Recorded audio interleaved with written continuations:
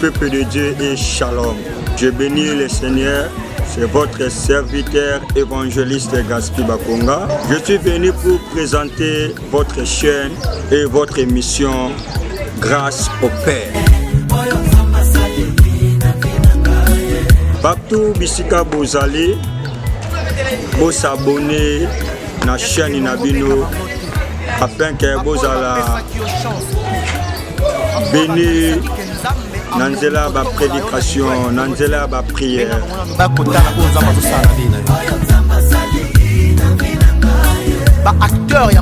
Bien-aimé dans le Seigneur, na pamboli kolo parce que azamalamu wa salibiso grâce ya komona na Jesus na mokolo ya lelo. Je pense que ebele aba na Nzambe o bozali kolanda ngai na minute o bozali partout na monde ate. Ezali émission na bino o Nzambe apesi biso pona kozala édifier na ba prédication na ba prière afin que le peuple de Dieu bazala béni partout bisika bozali. C'est votre serviteur évangéliste Gaspi Bakonga et na yelelo pour na to partager quelque chose que uta epa ya Nzambe. Et lelo exhortation na biso o twali ko partager tozali kolobela likolo ya impact ya makila ya Yesu. Pourquoi impact ya makila ya Yesu? Parce que ebele abana na Nzambe babongisa déjà vision likolo ya leçon de Jésus-Christ. Or soki biso bana na Nzambe tobongisi vision likolo ya makila ya Yesu. Lobiko o tozali koluka tokolizo yango comment? Parce que les seules choses au place lobiko na biso euti evandi na makila Yesu Masia. Et voilà pourquoi tozali kolanda ngai, tozala distraité, tozala mbriété, tozala concentré afin que ngai na yo tozala sauver. Oh ebele bazui regard na bango batie na biloko ya mokili. Ebele bazui regard na bango batie na bandako ya nganga. Or les seules choses o ngai no tokokotia ezaka kana makila Yesu Masia. Na kanisi na passage na biso o tokotanga na mokolo lelo na mokanda ya première Pierre 1 tobandi na 1 et toko sauter pour na ngonga na biso et Bible obiete na 3. Béni soit Dieu le Père de notre Seigneur Jésus-Christ, qui est selon sa grande miséricorde et de génération en génération. Et na sauté na 18. Sachez que ce n'est pas par des choses périssables, par de l'argent ou de or que vous avez été rachetés de la vaine manière de vivre que vous avez hérité de vos pères. 19. Mais par le sang précieux de Christ, comme un agneau sans défaut et sans tache. Oh, Bible zali koyebisa biso na mokanda ya première Pierre. Bible obiete topesa papa matondo parce que asombaki biso na makila na ye. Oh, nous sommes rachetés na makila o ezali sans défaut, na makila o ezali sans tache, na makila o ezata na lisumu moko te. Oh peuple de Dieu, na ekolobela bino likolo ya impact ya makila ya Kristo. Oh ngai na yo esengeli toyeba yango très bien. Na se ya moi oyo, na kati ya mokili oyo, Bible lobi tozalaki sans Dieu. Bible lobi tozalaki sans Nzambe. Bible lobi tozalaki même na promesse te. Bible lobi tozalaki même mosika na héritage o Israël ezalaki na yango. Mais Bible lobi Christ atikaki kiti ya bokonzi na ye.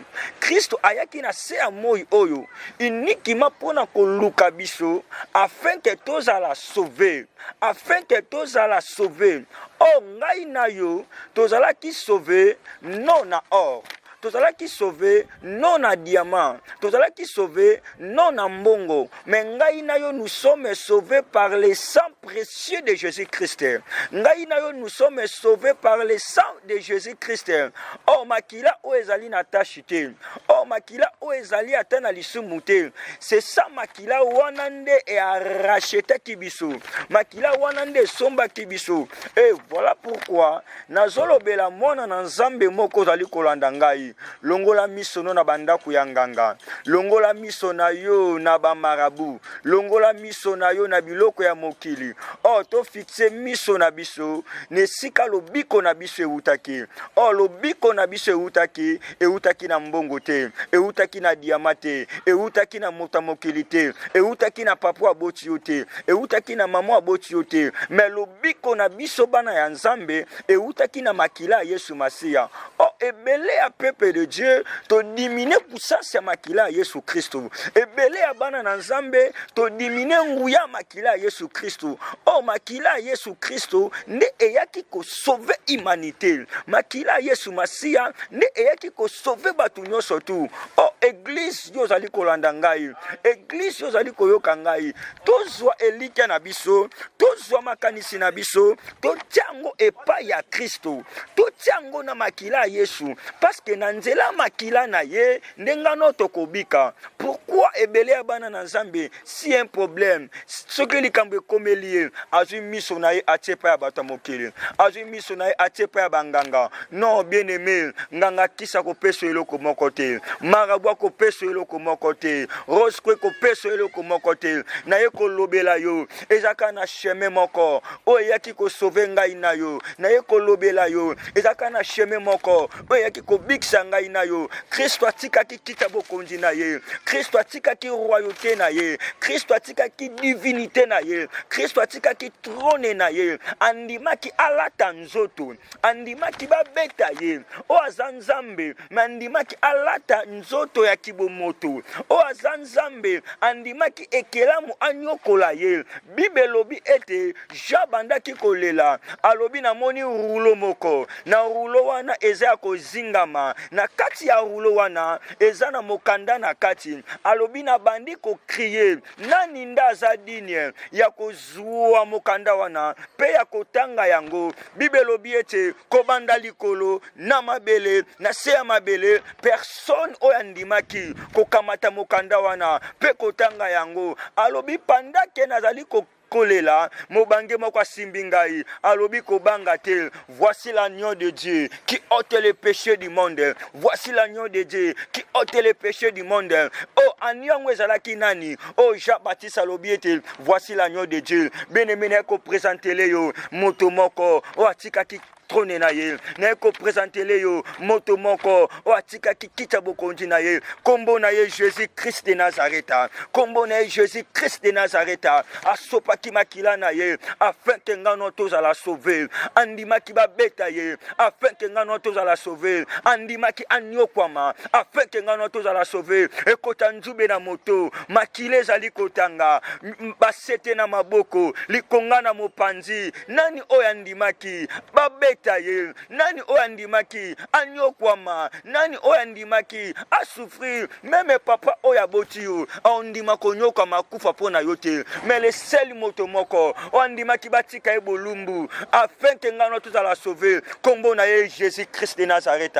Se confier epai ya Kristo, ndimela Kristo, tika mokili, tika biloko mokili, tika banganga, tika makambo ya mabe. Le seul chemin oyo komema na vie éternelle, chemin ya Yesu Masia. O se confier epai ya Kristo, o croire ete na se ya mokili oyo personne o andimaki kosopa makila na ye, o croire ete na se ya mabele oyo personne o andimaki babeta ye. Le seul moto andimaki babeta ye c'est Jésus Christ de Nazareth. Le seul moto andimaki babeta ye c'est Jésus Christ de Nazareth. Asopaki makila na ye po ete ngano tozala sauver, ndimela makila wana okozala sauver. Voilà pourquoi Bible lobi na mokanda ya 1 Jean, Bible elobi nini? Ete Jésus Christ ayaki na mai, ayaki na makila, ayaki na esprit. Et trois choses wana nde salaki makasi ya royaume na ye. O église yo ozali kolanda ngai bisika ozali na yebete peut-être oza abati na yebete peut-être oza découragé na malade ozali kotungisa yo na yebete peut-être ozali abati na problème ozali kotungisa yo na yebete peut-être ozali condamné na likambo moko songolo. Mais le seul chemin o elongolaka mutu na masumu, le seul chemin o elongolaka mutu na mabel, le seul chemin o elongolaka mutu na condamnation, le seul chemin, le chemin ya makila Yesu Kristo. Bible lobi na Colossiens a efasaki acte nyonso tu ya condamnation. O ebandaki ko kanga biso, o ebandaki ko condamner biso, a efasaki yango afin que ngano tozala sauver. Condamnation ni nezali ko kanga yo, condamnation ni ne kangi yo, même condamnation ya famille, même condamnation ya ba.